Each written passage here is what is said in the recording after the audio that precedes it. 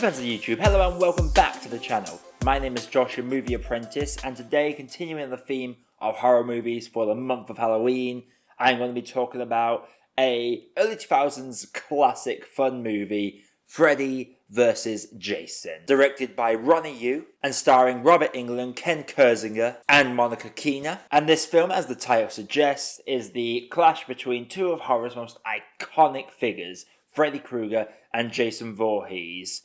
Through scenarios, Freddy has been forgotten by the people of Elm Street and the surrounding town, and in order to bring his legend back to life, Freddy Krueger manipulates Jason to go to Elm Street to carry on some murdering so he can get the credit and get his powers of manipulation back. Before I get into the review, if you do like what I do on the channel, consider clicking the like button, subscribing to the channel, it would really help me a lot. But without further ado, let's jump into this. So this is a R-rated flick. Now let's go into some positives, because Freddy vs Jason, when the fight finally does happen, because it does take a very long time getting there, it's the glory goodness you wish to see these two absolute monsters go through. The fight is fantastic. They fight a couple of times in this. One time it's in Freddy's world, one time it's in Jason's world.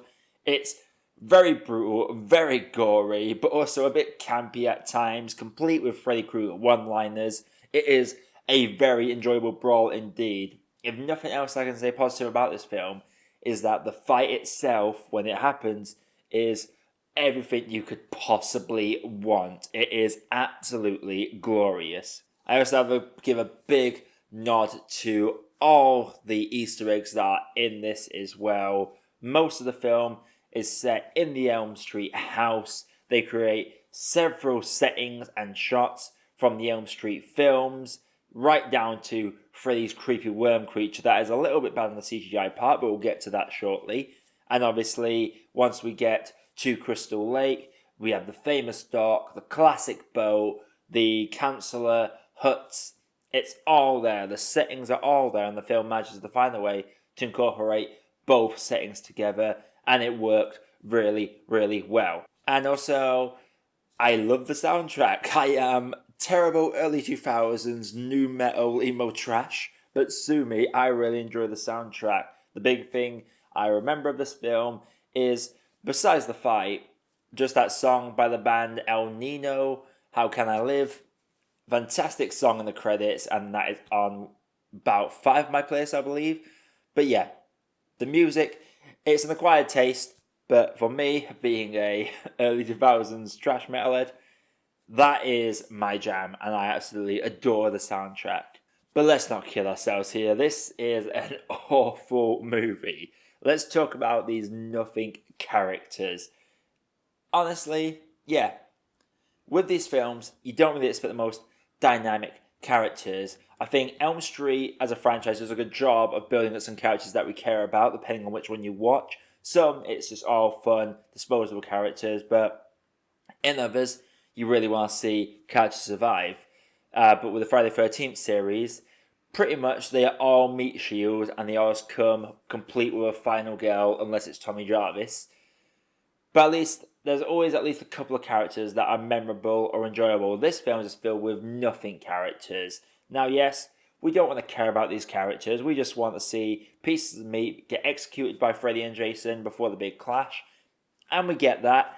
They do try and force a backstory with a couple of the characters, especially our main girl, Laurie, who's basically connected to Freddy in some way that I won't spoil for the people that have not seen it for some reason, but it's one of those we really didn't need to see any connection for Freddy being in this film. Freddy's the one that gets the things into motion, so we don't really need a reason for Freddy to exist in this besides that. Other than that, all I really remember from these characters, you got the stoner guy, you have Kelly Rowland's character who's just there to sass people out, she really wants to get a nose job.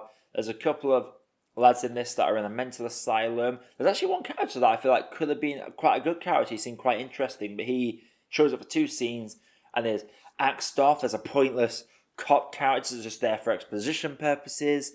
There's this nerdy character who has one of the more brutal deaths ever I've seen in a horror movie, or at least a mean-spirited one. There's just a lot of deadweight characters in this, complete with the arsehole boyfriend that just wants to bone his missus, and that's it. It's very lackluster when it comes to these shitty characters, and unfortunately it makes us spend a lot of time with these terrible characters, though it is a lot of fun to see them get off. Or it would be, because the effects in this are god awful. If the bad graphics on the opening title crawl doesn't give anything away, some of these death scenes have terrible effects, which I really don't get, because there are a number of practical effects in this. Freddy vs Jason's brawl is complete with real life special effects blood, and it's brutal to see. There is a decapitation death that looks very practical with a dummy. Has some awful slow-mo, but there are some very good practical effects and practical dummies being used. But there are other deaths where we just see some of the worst CG blood imaginable, and there's some terrible ragdoll effects in this.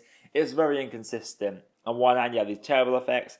On the other hand, you have some good practical effects, and the practical effects just make these other effects stand out even more. Now, maybe they haven't got the hugest budget, but at least the practical effects, they were able to mask how shit they might have been just with the lighting, because this is quite a darkly lit film the whole way through. I really love the effects when they work, but there's a lot of effects, especially a certain squishy effect that, doesn't really work very well at all. And finally, I will have to talk about the cinematography. Like I said, there is some awful slow-mo in this that is very inconsistently used. There's implication that might be a dream occasionally, but for the most part, they are very inconsistent. There's a lot of blurry effects. There is some awkward camera angles at times. Yeah, it's just not the best shot film. I don't really expect that from horror movies, especially from slasher movies, but there were some times where the camera angles in this were really jarring. Though I will have to throw in one more positive here, and that's the character of Jason and Freddy are done perfectly.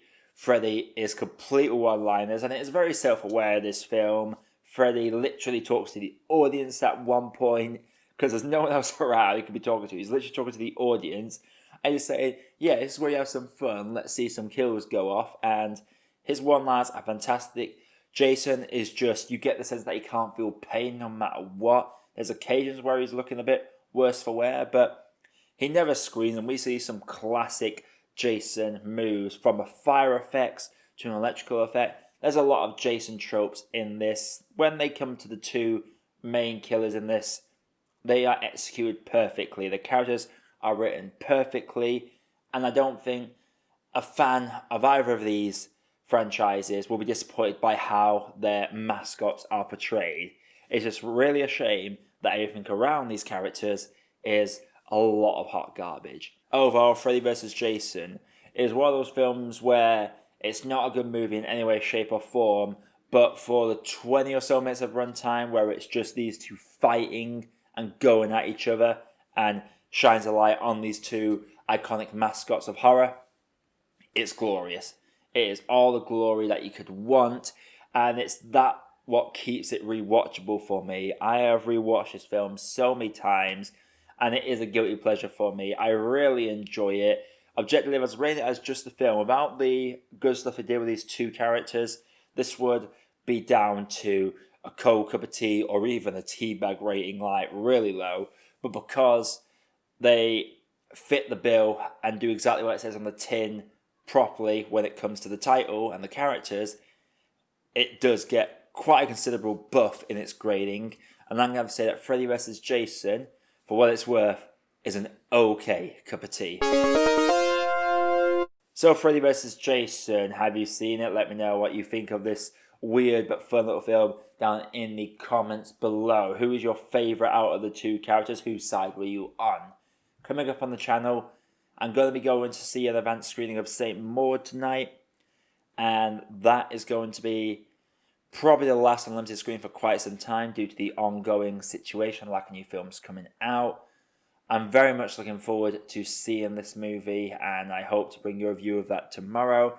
And obviously we're going to continue with the horror month, including The Exorcist, which I've never seen, but I have got a way to watch it now, so I'm probably going to give that a watch. I'm going to try and find the Ring films that are from Japan as well to go through each and every one of those.